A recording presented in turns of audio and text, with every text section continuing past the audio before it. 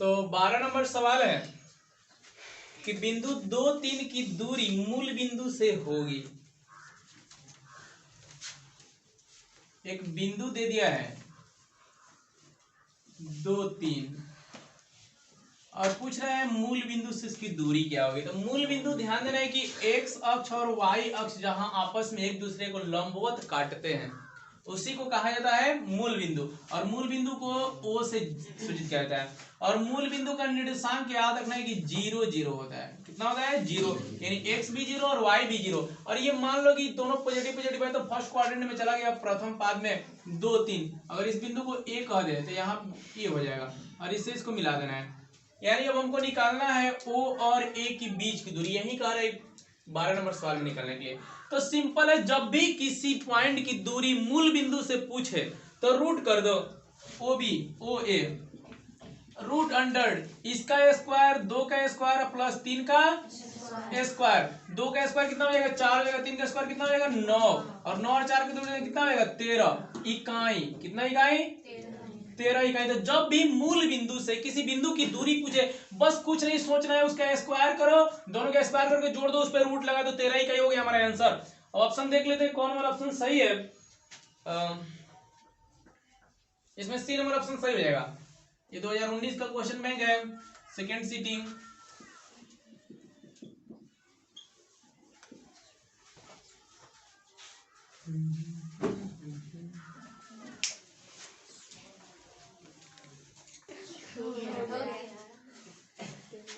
तो 13 नंबर सवाल है, त्रिभुज एबीसी में डीई समानांतर बीसी। ध्यान देना, एक त्रिभुज है एबीसी और इसमें कह रहे हैं कि डीई समानांतर बीसी। इस भुजा के समानांतर एक भुजा यहाँ पर लिख देंगे डीई, और ये समानांतर है। ध्यान देना, डीई समानांतर बीसी। समानांतर को इस तरह सूचित किया जाता है। और इसमें दिया गया है एडी बटा डीबी, एडी बटा डीबी, एडी बटा डीबी दे दिया है 3/5, 3/5। और एई का मान दे दिया है, एई का मान दे दिया है कितना? 4.8 सेंटीमीटर। और पूछ रहा है ईसी का मान निकालना है। ईसी बराबर वाट। ईसी का मान निकालना बहुत इजी सवाल है। देखो, ये था थेल्सपुरी में। कौन पर में? समानांतर होते हैं तो इनकी भुजाएं जो होती है समानुपाती होती है। क्या होती है? समानुपाती होती है। डी समानांतर बीसी है, यानी एडी बटा डीबी और बराबर हो जाएगा एई बटा ईसी, एई बटा ईसी। अब देखो एडी बटा डीबी कितना दिया? एडी बटा डीबी 3/5 है ना, 3/5। एई बटा ईसी, एई का मान देखो 4.8 है, ईसी का मान तो हम लोग को निकालना है, ईसी हो गया। अब देखो ऊपर भी 3 है, इधर भी 3 है, ऊपर 4.8 है, इधर गुना में उधर जाएगा तो भागम हो जाएगा। 3 गुना जाएगा, भागम होगा नहीं, कटेगा, यानी इससे इसको क्या करते हैं हम काट देंगे और 16 3 48 हो जाएगा 1.6। अब देखो क्रॉस गुना करते हैं, 1.6 ऊपर 5 ऊपर गुना कर देते हैं, इसी इधर लाते हैं। ठीक है, तो इसी हो जाएगा इधर और 16 5 80 हो जाएगा। एक अंक बाद दशमलव देंगे, कितना सेंटीमीटर निकला? 8 सेंटीमीटर। ये जो इसी है, इसी है 8 सेंटीमीटर हमारा आंसर।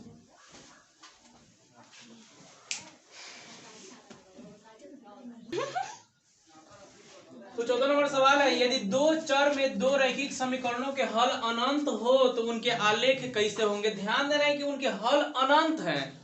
दो चर वाले रैखिक समीकरण पढ़े ना, दो चर वाले रैखिक समीकरण होते थे a1x plus b1y plus c1 is equal to 0 होता था, a2x plus b2y plus c2 is equal to 0। इसको इक्वेशन 1 कहते थे, इसको इक्वेशन 2 कहते थे। ये दो चर में दो चर क्यों कहा जाता था? कि इसमें x और y अलग अलग चर है ना, हाँ, तो अलग अलग चर, इसलिए इसको कहा जाता था दो चर।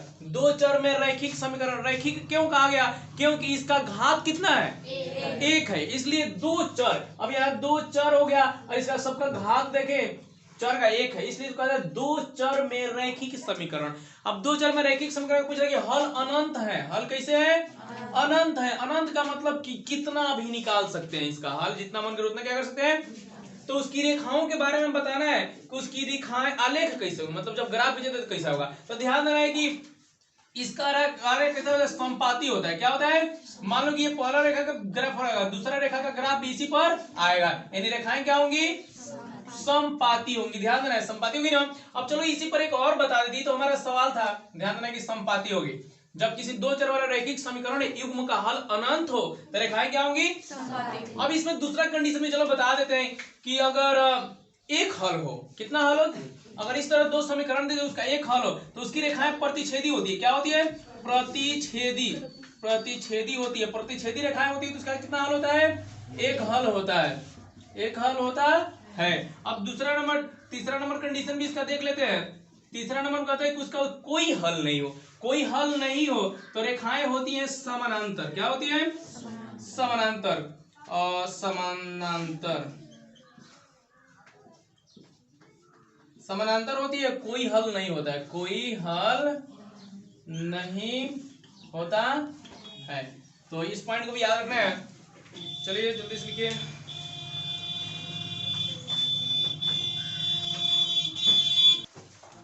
देखो 15 नंबर सवाल है, कॉट 90 डिग्री माइनस थीटा किसके बराबर है? Cot 90 degree minus theta. ये तो सिंपल है, कॉट 90 डिग्री माइनस थीटा किसमें बदल देता है? टेन थीटा में बदल देता है। याद रखना है, कॉट है तो टेन में, साइन रहता है तो कॉस में, और कॉस रहता है तो कॉस रहता है तो साइन में बदलता है, सेक रहता है तो कॉसेक में बदलता है। फिर आप यहाँ पे हमारा कॉट है, कॉट 90 माइनस थीटा यानी टेन थीटा हमारा आंसर हो जाएगा। चलो 15 नंबर देखते हैं। 16 नंबर, किसी बिंदु 3 4 3 बिंदु 4 3 किस पाद में है? किस पाद यानी किस चतुर्थांश में, किस क्वाड्रेंट में है? तो ये भी प्लस है और ये भी प्लस है, तो प्लस प्लस कहाँ रहते हैं? प्रथम चतुर्थांश में यानी फर्स्ट चतुर्थांश में, पहली पाद में है। किस पाद में है? तो प्रथम पाद में, प्रथम पाद में, या इसको क्वाड्रेंट भी कहते हैं, चतुर्थांश भी कहते हैं। याद रखना है, प्लस प्लस होता है पहला में, दूसरा में होता है माइनस प्लस, तीसरा में होता है माइनस माइनस, चौथा में होता है प्लस और माइनस। देखो इसको याद रखने का एक तरीका है, अगर दो को याद है तो और सभी तुम लोग को याद आ जाएगा। फर्स्ट क्वाड्रेंट में याद रखना प्लस प्लस, सेकंड में माइनस प्लस। अब इसको तिरछा कर दो, इसको जस्ट उल्टा कर दो, इसको प्लस प्लस है तो इसमें माइनस, अब इसको उल्टा कर दो, जब माइनस प्लस है तो इधर हो जाएगा प्लस माइनस। याद रहेगा, दो याद रखना, फर्स्ट में प्लस प्लस, सेकंड में माइनस, अब इसके बाद सेकंड में माइनस माइनस, सेकंड में माइनस प्लस, इसमें minus minus plus minus. 17 number सवाल देखते हैं। बिंदु इतना इतना को मिलाने वाली रेखाखंड के मध्य बिंदु का नियामक, नियामक मतलब होता है निर्देशांक। दो बिंदु है -2 और 3 और एक दूसरा बिंदु है 4 और 1, 4 और 1। और ध्यान देना, बहुत ही अच्छा सवाल है, बहुत बहुत इंपॉर्टेंट सवाल है, हमेशा पूछते रहता है। कहता है कि इसको मिलाने वाली रेखा के मध्य बिंदु का निर्देशांक निकालिए। इस रेखा को, इस बिंदु को और इस बिंदु को मिलाने वाली जो रेखा है, मान लेते हैं ए है और ये क्या है? बी है। इसका मध्य बिंदु यानी जो बीच में है मिडिल पॉइंट, इस मिडिल पॉइंट का निर्देशांक निकालना है। तो देखो इसमें हम लोग विभाजन सूत्र का प्रयोग करते हैं। किस सूत्र का? विभाजन। और जब भी मध्य बिंदु का है तो इधर भी m1 और m2 क्या हो जाता है? बराबर हो जाता है। यानी जब भी मध्य बिंदु का, ज्यादा टेंशन लेने की जरूरत नहीं, x और x को जोड़ दो, -2 और 4 को क्या कर दिए? 2 से भाग दे दो। -2 और मतलब x अक्ष को, x को निर्देशांक को जोड़ के 2 से भाग दो, और y निर्देशांक को भी जोड़ के कितना से भाग दो? 2 से भाग दो, आंसर हो जाएगा -2 और +4 कितना हो जाएगा? 2/2, इधर जाएगा 4/2, यानी आंसर कितना हो गया? 1 और 2। यानी जब भी मध्य बिंदु का निर्देशांक पूछे तो x अक्ष, x निर्देशांक को जोड़ो, 2 से भाग दो, y निर्देशांक और y निर्देशांक को जोड़ो और 2 से भाग दो। 1 2 हमारा क्या हो जाएगा? आंसर हो जाएगा। जल्दी नोट करो दो। तो सवाल कौन नंबर है? बना देते हैं, उसके बाद सुनाते हैं। तो देखो सही बात है भाई, नहीं जी कैसे जी सकते हैं? माँ बाप के बिना कौन जी सकता है जी? कोई नहीं जी सकता है।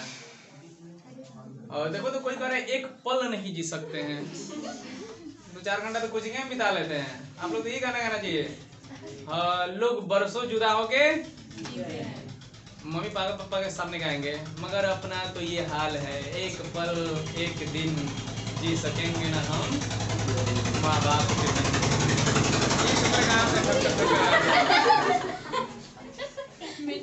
तो खैर अच्छी बात है। कौन नंबर थे हम लोग सवाल? 18 नंबर सवाल बहुत ही अच्छा सवाल है। कह रहे हैं एक समचतुर्भुज के विकर्णों की लंबाई 30 सेंटीमीटर और 40 सेंटीमीटर है। समचतुर्भुज रोम्बस कहा जाता है इसका। समचतुर्भुज इसकी चारों में आपस में क्या होती है? बराबर होती है एक समचतुर्भुज हम बना देते हैं ABCD। और देखो इसके विकर्णों की लंबाई मतलब दो विकर्ण है, कोई भी चतुर्भुज होगा उसके दो ही विकर्ण होंगे।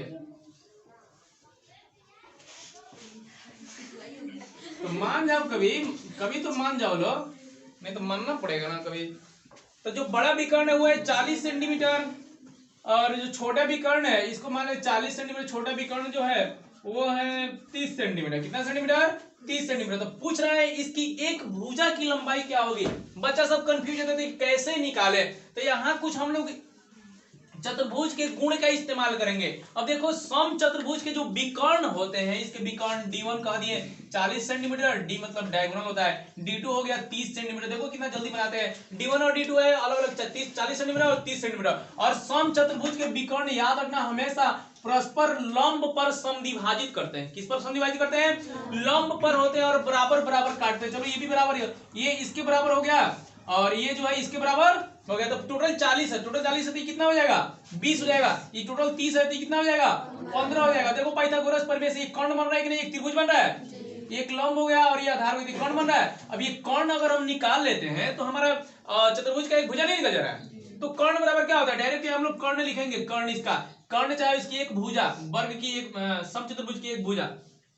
तो कर्ण बराबर क्या होता है? आधार का स्क्वायर प्लस लंब का स्क्वायर। तो आधार कितना है? 20, चाहे पहले 15 कर दो, 15 का स्क्वायर प्लस 20 का 15 का स्क्वायर कितना होता है? जल्दी से बता दो। 225 होता है ना।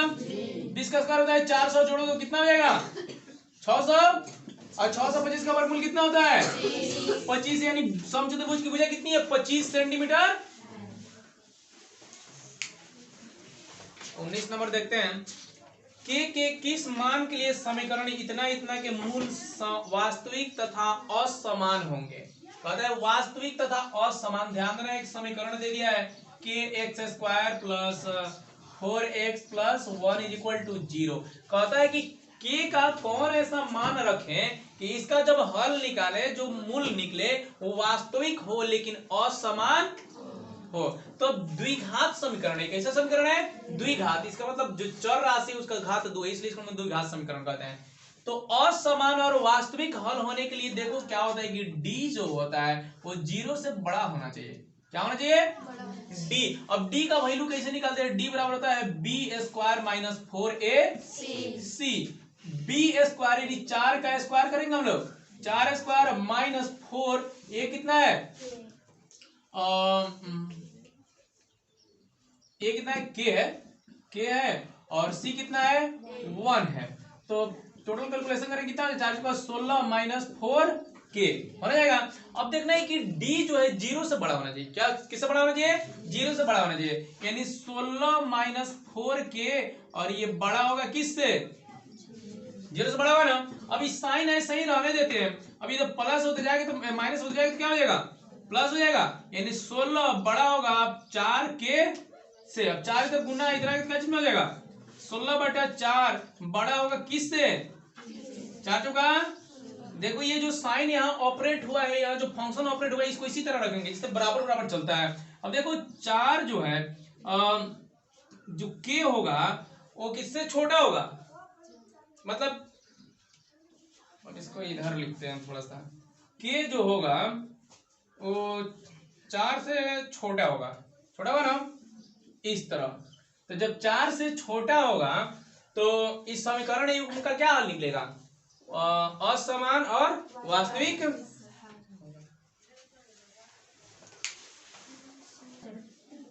तो 20 नंबर सवाल देखते हैं। 15 cot a बराबर दे दिया है 8। 15 cot a बराबर दे दिया 8। तो पूछ रहा है साइन a का मान निकालिए। 15 cot a बराबर 8 है तो साइन a का मान निकालना है। देखो तो पहले तो cot a निकालते हैं। cot a इधर गुना हो जाएगा, भागा हो जाएगा 8/15। cot a का फॉर्मूला होता है b बाई p 8/15। हमको साइन के लिए h चाहिए। क्या चाहिए? h इसमें है नहीं तो h किसे निकालते हैं हम लोग? P square plus B square. P कितना है? 8 का स्क्वायर कर दो 8 नहीं 64, 15 का स्क्वायर कर दो 225। चलो जोड़ते हैं 9 हो जाएगा, 8 हो जाएगा और 289 कितना होता है? 17 होता है। 289 का वर्गमूल कितना होता है? 17। अब देखो साइन का मान होता है p/h। अब p कितना है जल्दी देखो तो, p है 15। कितना है? 15, यहाँ ऊपर वाला बी है, नीचे वाला पी है, 15 है, और एच कितना निकला 17, यानी साइन ए का मान कितना होगा 15/17।